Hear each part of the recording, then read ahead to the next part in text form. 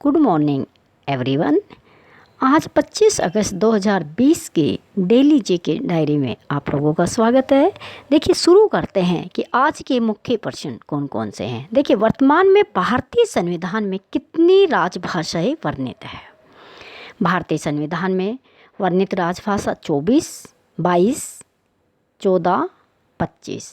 देखिए, सही उत्तर है वर्तमान समय में भारतीय संविधान में अंकित जो भाषाएं हैं उनकी संख्या कितनी है, 22 है। देखिए, क्या है कि आज के दिन 22 संख्या हो गई है और जब भारत का संविधान लिखा गया था उस समय मूल रूप से इनकी जो टोटल संख्या थी राजभाषाओं की संख्या वो 22 से नहीं थी, क्योंकि उस समय मूल रूप से इनकी संख्या कितनी थी, 14 थी। बाद में धीरे धीरे समय समय पर इनमें क्या किया गया, बढ़ोतरी होती चली गई।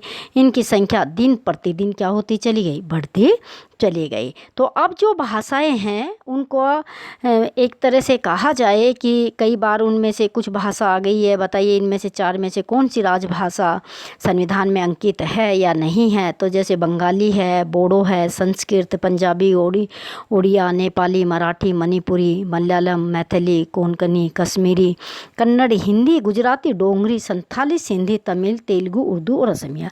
ये भाषाएं हैं टोटल 22 जो संविधान में क्या है, अंकित है। नेक्स्ट प्रश्न पे नजर डालिएगा। भारतीय संविधान में राजभाषाएं किस अनुसूची में वर्णित है। देखिए, भारतीय संविधान की अनुसूची पूछी गई है। अनुसूची 5 में अंकित है या अनुसूची 6 में या अनुसूची 7 में या अनुसूची 8 में। तो देखिए, भारतीय संविधान की 8वीं अनुसूची में भाषाओं के बारे में वर्णन किया गया है। जब भी नई भाषा को जोड़ा जाता है तो 8वीं अनुसूची में क्या किया जाता है, संशोधन किया जाता है और उसी में इन भाषाओं को अंकित किया जाता है। तो देखिए, वर्तमान समय में 22 भाषाएं हैं और जब संविधान लागू किया गया था 1950 में तो उस समय 14 भाषाएं इस श्रेणी में रखी गई थी। और सबके आखिर में 2003 में जो भाषाएं जोड़ी गई वो है मैथिली, डोगरी, बोडो और संथाली। इन 4 भाषाओं को 2003 में क्या किया गया था, जोड़ा गया था। तो ये बहुत इम्पोर्टेंट होता है कि कई बार पूछ लिया जाता है कि सबसे बाद में जो इस 8वीं अनुसूची में जोड़ी गई वो भाषाएं कौन कौन सी है, उनके नाम बताइए। या फिर इनमें से किसी भी एक भाषा का नाम दे दिया जाता है कि मैथिली, डोगरी, बोडो, संथाल। ये भाषाएं कब 8वीं अनुसूची में अंकित की गई थी। नेक्स्ट प्रश्न पे नजर डालिएगा। डोगरी भाषा भारत के किस राज्य क्षेत्र में बोली जाती है। देखिए, जम्मू और कश्मीर प्रांत में या फिर पुडुचेरी में या अंडमान निकोबार द्वीप समूह में या नागालैंड में।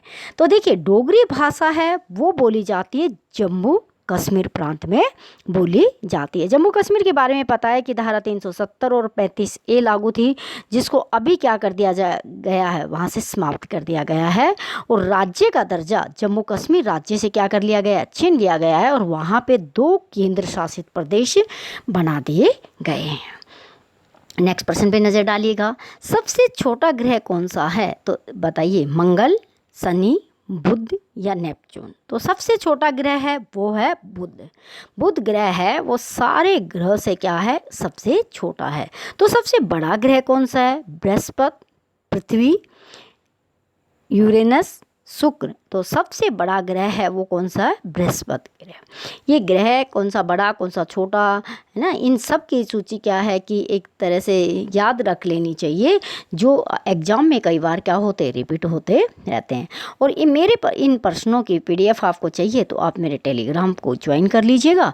वहाँ से आपको ये सारे प्रश्न मिल जाएंगे और टेलीग्राम का जो लिंक है वो डिस्क्रिप्शन में मैं देती रहती हूँ, तो आप उसको लेके इनको पढ़ लीजिएगा। नेक्स्ट प्रश्न पे नज़र डालिएगा। निम्नलिखित में से कौन सा देश कोयले का सबसे बड़ा उत्पादक है। ब्राज़ील या फिर भारत, अमेरिका, चीन। देखिए, कोयले का सबसे ज़्यादा उत्पादन होता है वो कहाँ पे होता है, अमेरिका में होता है, USA में होता है।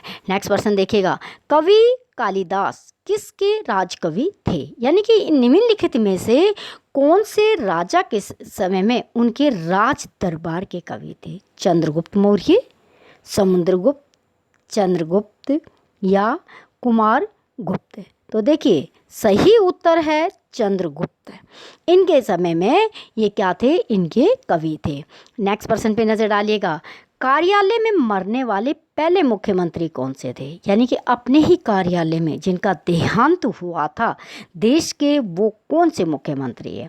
CN अन्नादुराई, श्री कृष्ण सिंह, मोहम्मद यूनुस या गोविंद बल्लभ पंत। तो सही उत्तर है CN अन्नादुराई। इनका अपने ही ऑफिस में क्या हुआ था, देहांत हुआ था। नेक्स्ट पर्सन देखिएगा, आरंभ में लोकसभा की संख्या कितनी थी जब भारत का संविधान लिख लिया गया था, पहली बार चुनाव हुआ था, उस समय देश की सबसे बड़ी जो संसद है उसमें टोटल सदस्य कितने थे, कितने MP के लिए जगह आरक्षित की गई थी।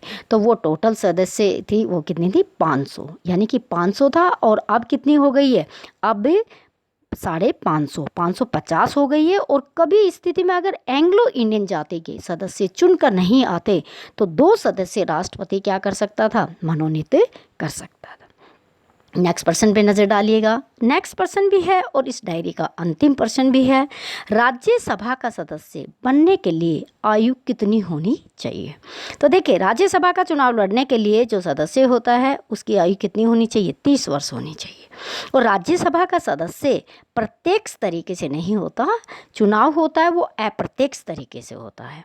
इसमें क्या होता है कि जो देश की विधान मंडलों के सदस्य होते हैं, MLA होते हैं, वो क्या करते हैं, राज्यसभा के सदस्य का चुनाव करते हैं और इनकी नियुक्ति 6 वर्ष के लिए होती है।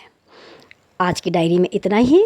आप चैनल पे नए हैं तो सब्सक्राइब कर लीजिएगा, वीडियो को लाइक कीजिएगा, शेयर कीजिएगा। स्वस्थ रहिएगा, व्यस्त रहिएगा, मस्त रहिएगा। Thanks for watching.